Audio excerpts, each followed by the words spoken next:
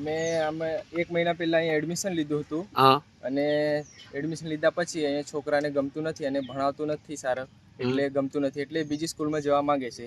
તો અહીંયા સ્કૂલમાં એલસી લેવા આવ્યા અમે, તો ત્યારે એમણે એવું કહ્યું કે ત્યાંથી પત્ર લખાવી લાવો, અમે એલસી આપી દઈશું. તો અમે બારિયા સ્વાગત હાઈસ્કૂલમાંથી પત્ર લાવ્યા અને પત્ર લાવ્યા ત્યારે એમને પરમ દિવસે મારા પપ્પા જોડે આવ્યા ત્યારે એમને 16,000 રૂપિયાની માંગ કરી. 16,000 રૂપિયા ભરો અને એલસી લઈ જાઓ. તો 16,000 રૂપિયાની સગવડ નથી અમારા જોડે, અમે પાછા જતા રહ્યા. તો કાલે પાછા આવ્યા હતા તો ત્યારે એમને એવું કહ્યું કે સારું વાંધો નહીં, 5,000 રૂપિયા ભરો અને એલસી લઈ જાઓ. તો કાલે પણ પૈસા નહોતા એટલે જતા રહેતા અને આજે ફરી અમે આવ્યા અને અમારા જોડેથી 5,000 રૂપિયા એમણે લીધા અને અમને એલસી કાઢી આપી.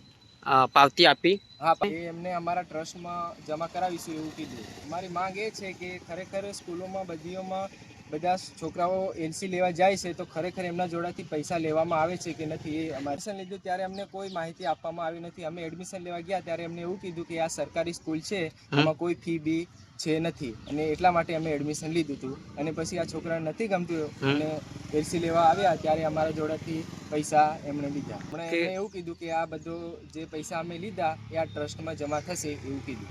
શિષ્યવૃત્તિ આવશે એમાં? હા, શિષ્યવૃત્તિ આવશે એવું કીધું. પણ કોઈ બી સ્કૂલોમાં પૈસા ભરો કે નહીં ભરો પણ સરકાર શિષ્યવૃત્તિ તો આપે જ છે. પણ આ તો અમારા જોડેથી ઉપરથી પરમ દિવસે 16,000 માંગ કર્યા અને આજે પાછો ભાવ ઘટાડી અને 5,000 રૂપિયા અમારા જોડેથી લીધા.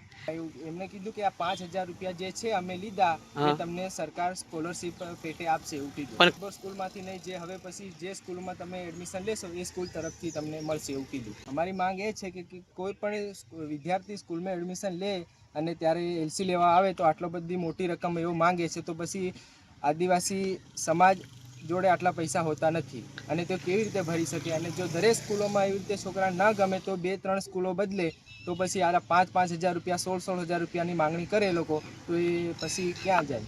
આપના ભાઈનું નામ શું છે? દહમા પ્રદીપભાઈ ચતુરભાઈ, ઉંડાર ગામ. ઉંડાર ગામ એમ? તાલુકો કયો લાગે? તાલુકો ધાનપુર, જિલ્લો દાહોદ.